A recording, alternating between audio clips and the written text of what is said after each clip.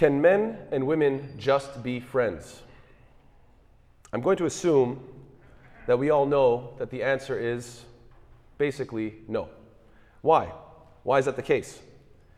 Because either A, as the friendship develops, it'll quickly transform into a romance. Or B, the other possibility is that one or perhaps both parties will distance themselves out of fear that the friendship will be perceived, either by the other person or by others, will be perceived as romance when that's not what they intended. So, simply put, the answer is no. If we wanted, for simplicity's sake, to say that friendship could be put on a 10-point scale, 1 representing just an acquaintance, and 10 representing 2 best friends, then a man and a woman may be able to maintain a friendship at around a 1 or a 2, just getting to know each other. But as they climb, spend more time together, become closer and closer, as they climb to a 3 or a 4 or anything higher, you will find that the friendship will turn very quickly into romance. Or, like I said again, they will distance themselves so that it doesn't get interpreted as romance. What is the conclusion? What is the conclusion of all this? The conclusion is that the prospect of romance will stifle the growth of friendship. I'm going to say that again. The prospect of romance will stifle the growth of friendship. The opposite is also true. When romance isn't considered a possibility, you will find that friendships can flourish. Let me give you a simple example that we're all familiar with. Imagine a young group of men or a young group of women that can hang out together, play sports together, have sleepovers together, go swimming together, whatever the case is, and there's no thought of romance because they were raised in a heterosexual environment. They were raised in such a way where homosexuality was not part of the norm. However, as homosexuality or bisexuality and gender fluidity and et cetera, as they become more prevalent in our culture, all friendships are seen as potentially romantic. So what's the effect? Friendships become restrained, become stifled as a result of that. An example I'll give that I think many of you might be familiar with. If you go to overseas, there are many different cultures in the Middle East and so forth, where homosexuality is very, very foreign to the culture. So it's very normal for 2 men to hold each other's hands and walk down the road. And they have no problem to genuinely express their love for one another as friends, because there's no hesitation, there's no thought that this is going to be interpreted as anything other than friendship. This is simply a platonic, non-romantic display of love, but love in the friendship type. Now, I personally didn't grow up in that culture. I grew up in the West in the 90s when homosexuality was beginning to become normalized. And so years later, as an adult, when I was studying overseas, doing my Islamic studies, I couldn't help but feel extremely uncomfortable when a friend of mine wanted to hold my hand and walk down the street with me, being close with me, looking into my eyes, joking with me. It felt very awkward to me. It felt very uncomfortable. No matter how much I told myself that no, this has no romantic implications, there's nothing wrong with this, he's just my buddy, and this is the way he expresses his friendship, I still felt extremely uncomfortable. You could almost say that if our friendship could be expressed, if we're going back to the 10-point scale, it could be expressed at a 9, but going all the way to a 10, let's say, no, that's too much. I'm going to start interpreting that as romantic, and therefore I'm going to become uncomfortable. Why? Because of the homosexual, the normalcy, or how normal it was, homosexuality was in the environment that I was raised in. Now, why do I bring this up? Because for this young generation, homosexuality is much more normalized. And because of that, they'll interpret acts of friendship as having romantic implications much, much earlier, much faster. So, for instance, if a group of boys want to have a sleepover or swim together or even wrestle, I have heard people question, and maybe even they are questioning themselves, are we more than just friends over here? What's going on? What does this mean? Even in this community, we have certain sports, wrestling, and so forth, and people say, I don't know if I'm so comfortable with you guys doing that, and I don't know what it means, and where are you guys going with this, and people become very uncomfortable. The question is, where does it end? Well, let me tell you an interesting anecdote, because I never thought it would get this far, but apparently it is. One time I was in class with my students who are at the end of high school, and jokingly, I asked the question, will there soon come a time, is there soon going to come a day when young people don't even shake hands or hug each other because it'll be perceived as gay, it'll be perceived as romantic? Is it possible that even a hug, even a handshake? And I was saying this as a joke. And then, to my surprise, a young 17-year-old man raises his hand and says, actually, yeah, it's already gotten that far. I already feel that way. He goes, twice a year, when Salatul Eid comes around, we all know we have the Salah, then we have the khutbah, and then everybody stands up and gives each other hugs, usually the 1, 2, 3, right? Usually 3 hugs for Eid. He said, I dread that moment. I feel very anxious when people want to hug me. Why is that the case? Because he's always wondering, what do they mean by this hug? Is it more than just a hug? And therefore, he feels very apprehensive and uncomfortable.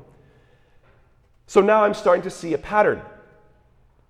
Homosexuality was slightly normalized when I was growing up, so holding hands was too much for me. Homosexuality was even more normalized during his generation, and so hugging was too much for him. Are you seeing the pattern? The more it becomes normalized in society, the more you find that friendship is becoming stifled. People are feeling uncomfortable developing their friendship relationships. So in the beginning, I asked the question, can men and women be just friends? And the answer is no, because of the possibility of romance that stifles the growth of friendship. It seems that now the new question has to be asked as homosexuality becomes more and more increasingly normalized in society. We have to ask this new question. Can 2 men, can 2 women be just friends?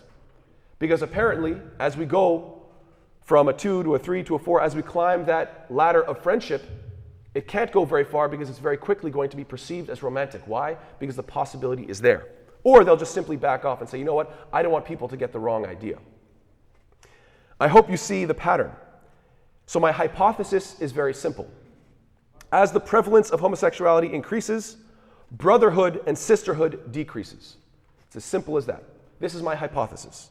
As the prevalence in a society of homosexuality increases higher and higher and higher, you'll find, inverse to that, brotherhood and sisterhood will decrease. Why? Because there's always that perceived feeling of maybe this is more than just a friendship.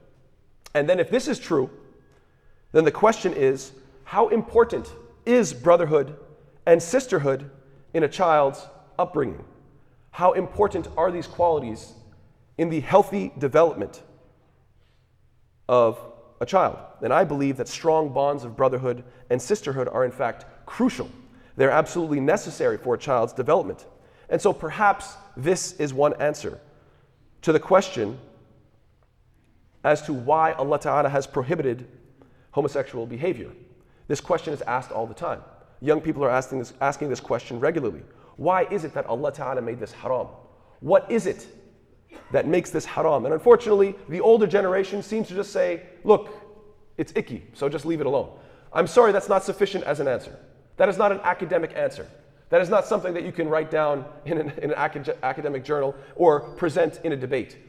You have to present more than just, I find it icky. You have to present something that is grounded in rationality and something that can be easily determined and seen. And so I believe that this hypothesis is valid, bi-idhnillahi ta'ala. I believe that this is a subject that can be explored much more. This is just one hypothesis. Unfortunately, Muslims are terrified to even ask the question. Young Muslims are being raised in this environment, and the moment that they get to that age of maturity where they can understand their religion for themselves, what do they want to do? They want to pick up the Quran and read it with fresh eyes, with their adult mind. They want to read it for themselves. And you will find that they will come across the story of Lut alayhi salam 9 times in the Quran roughly. This is not something that Allah Ta'ala just mentioned as a side point. The story of Lut alayhi salam they'll come across it roughly 9 times. And then unfortunately, we don't have an answer for them when they ask the very rational, very logical, very fair question: why? Why is homosexual behavior prohibited? And so I'm trying to do my best to put forth my hypothesis, something that I think you can determine for yourself whether it's valid or not. But there are many other ways that this can be addressed. We can look at this from the historical perspective. What happens to a society when homosexuality becomes widespread? What happens to that society? Do they have some sort of a downfall? Do they suffer? And why? Are our communities displaying those qualities? And what can we expect if we continue along this trajectory? From a biological perspective, we can ask the question, and Muslims should do their own independent research: is there such thing as a gay gene? Now, the answer is probably no, because there's been lots of research to find the gay gene, and it's never been found. And furthermore, just the logical answer, gays don't really pass on their genes. So the idea that they would pass it on, it doesn't really make much sense. But then, thirdly, psychologically speaking, are there causes that lead to same-sex attraction? This is something that Muslims should be researching. But unfortunately, we are avoiding this. There's much research into the question of sexual abuse. Can that contribute to same-sex attraction? What about disconnection from a particular parent? The inability to identify with one's peers, feeling like I don't belong with the guys or I don't belong with the girls, and therefore you feel alienated from them. And then you develop a certain sense of a jealousy and admiration towards them because they're displaying masculinity and femininity, and oftentimes that admiration becomes misinterpreted as a sexual attraction. And another question that we need to ask is what? What percentage of people revert back to heterosexuality? And do they report an improvement in their lives when they do so? We can also analyze this from the medical perspective. What risks does one face when beginning to live this homosexual lifestyle? Whether it be catching various STDs due to promiscuity, how prevalent addiction is in that community, and also the party lifestyle. And socially, we have to ask the question, how do men and women complement each other? And does having the balance of male and female benefit both the sexes as well as benefiting the children that are raised in these households? These are the questions that we have to address. But unfortunately, it seems that as a community, we don't want to address these questions. It seems that for the most part, we're petrified of these questions. And inshallah, we'll talk about that in the second khutbah. Wa sallallahu ala Muhammad wa ala alihi wa sahbihi wa sallam tasliman kathira. Bismillah walhamdulillah wa salatu wa salam ala rasulillah. You know, if you look at Muslims in the West and the pattern of us dealing with da'wah, you would find that, amazingly, in the 90s, Muslims had to deal with the doubts of Christianity. And we know that, I remember back then, lots of videos of Ahmed Deedat debating Jimmy Swaggart. This was a famous debate. Back then, Siraj Wahhaj had no gray hair whatsoever, mashallah, everything was all black hair. He was a young man, he was hosting the debate. And this debate went super viral, became very popular. And then others followed in the footsteps like Zakir Naik and so on and so forth. So how did we tackle the doubts of Christianity? Well, there's a simple, straightforward pattern. You study the subject matter, you write articles about it, eventually those articles develop into chapters of a book, you publish books about it, and then eventually you have debates. Public debates where the public can decide who won. May the best man win. And alhamdulillah, when it came to Christianity, Muslims have been doing that. And you can go on YouTube, look up Islam, Christianity debate, and you'll find so many results. And you can watch one after the other and see who you think won. Well, alhamdulillah, I would say we have been very able to defend our faith. Then came along the 2000s to 2010s, where the atheist movement had its heyday, if you will. The atheist movement became very popular with the four horsemen of the new atheist apocalypse, as they call them. What were their names? Richard Dawkins, Harris, Dennett, and whatever the other, I can't remember. Lawrence Krauss, that was it. Those are the four. The four atheists, these men came out with lots of books, lots of publications promoting atheism. And for that decade, from 2000 to 2010, that's when the atheist movement had a real big push and a big rise. And alhamdulillah, the Muslims rose to the occasion. We put out our own articles, put out our own books, had our own debates, public debates. And alhamdulillah, time and time again, we were able to defend our faith. Since then, I'd say for the past decade roughly, the big question on the table has been the LGBTQ question facing the Muslims, facing the Muslim community. And to be perfectly honest with you, I think we all know that the Muslim leadership has been completely avoiding this question. Nobody wants to put forth any answers as to why. Why is this bad for society? Why did Allah prohibit this? There are full-blown organizations dedicated to combating the doubts that Muslims have, and yet they are completely avoiding this question. We as Muslims have a right to demand better results. But unfortunately, it seems that as a population, we have abandoned the da'wah to homosexuals. We have abandoned the da'wah of Lut alayhi salam. And to be perfectly honest, we have abandoned even the name Lut alayhi salatu salam. Think about it. Think about every single name in the Quran after a righteous person or a prophet. You know people that are named Shu'aib, you know people that are named Sulaiman and Idris, you know people that are named Ibrahim and Ismail and Ishaq. You know people that have all these names. I've even met people named Dhul Qarnayn and Dhul Kifl. And yet I've not met a single person named Lut. Why? Why have we abandoned this name? Why have we abandoned this prophet? Why have we abandoned his da'wah? This seems to be a failure. And to quote Plato, if you will, because it's a very nice quote, he says what? We can forgive a child who is afraid of the dark. The real tragedy of life is when men are afraid of the light. I think that quote rings very true. We have to be able to confront this issue head on. Brothers and sisters, this idea that we are going to now create some sort of animosity with the LGBTQ community, I think is way overhyped. I personally think it is completely unfounded and unrealistic. Think about it from this perspective. Can we study the harms of alcohol and still get along with our neighbors who have alcohol in their fridges? Yes, of course we can.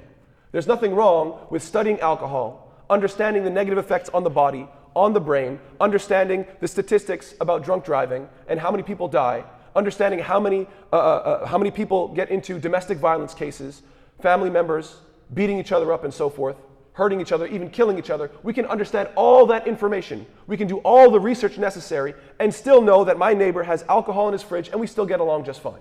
True or false? Realistically speaking, probably everybody here has a neighbor who probably has alcohol in the fridge next door, and that's not making any problems for you. So in that same way, we can understand Allah's wisdom behind the prohibition of homosexuality. We can study it more. We can try to understand it from a historical and sociological, from a psychological perspective, and still get along just fine with homosexuals in our community. It shouldn't be a problem. We shouldn't be afraid of this. Unfortunately, we find that most Muslims, they say, look, I want my child to be a doctor, but I don't want him to study anything controversial. I don't want my child to study anything like, from a psychological perspective or a sociological perspective that could get them into trouble. But we need to break this fear and realize that, look, the ummah needs this. As an ummah, we need to study these issues so that we can give a good response to every young Muslim that is having doubts about this issue. So I tried my best. I tried to put forward a hypothesis, but there are many, many other hypotheses that we can study and analyze. And by the way, even from a Shari'i perspective, first and foremost, in a non-Muslim land, we don't establish hudud. We don't establish hudud in this land because we are a non-Muslim land. So you can't be a vigilante and take the law into your own hands. But that being said, even if we were underneath a Shari'i system, even if we were living under Islamic law, the fact of the matter is that the Islamic government doesn't look into your bedroom. You have to do a public act. A person would have to do a public act, sexual act, in order to be punished. But if they just keep that relegated to the bedroom, then what they do in their private life is their own business. The Islamic government is not peeking into people's bedrooms and figuring out what they're doing in the privacy of their own homes. Walhamdulillah. So from an Islamic perspective, we shouldn't be seen as so antagonistic. We see this as a sin like other sins. And so there should be nothing wrong and nothing stopping us from studying it so that we can appreciate Allah's wisdom and appreciate Allah's guidance. So with that, I ask that Allah subhanahu wa ta'ala make us of those who can constantly study Allah's deen so they can understand the wisdom of the Sharia. May Allah Ta'ala make us of those who maintain strong bonds of brotherhood and sisterhood because it's vital for the development of our youth and it's vital for the strength of our community. May Allah Subhanahu wa Ta'ala make us of those who can answer questions and who have the courage to face these questions head on without being afraid of anybody except Allah Subhanahu wa Ta'ala. Ameen ya Rabbil Alameen.